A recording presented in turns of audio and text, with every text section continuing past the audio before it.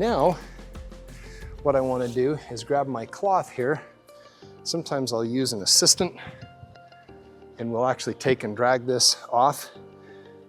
Since I'm alone today, I'm going to take this, put that out on the table. That's the bottom side.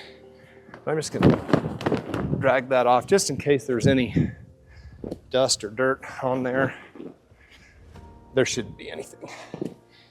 I'm going to just drag that off, shake that loose. One last look, and I see a little teeny thing poking up right there. Not that it matters, but I could see that when I was down.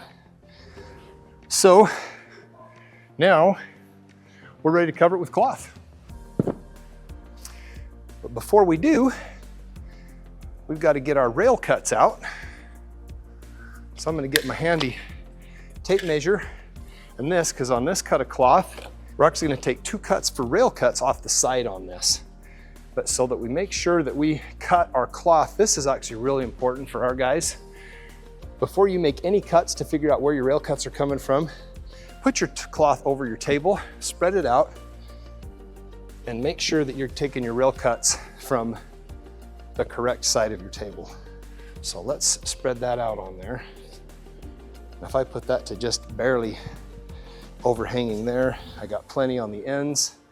I noticed that I have a whole bunch on this side.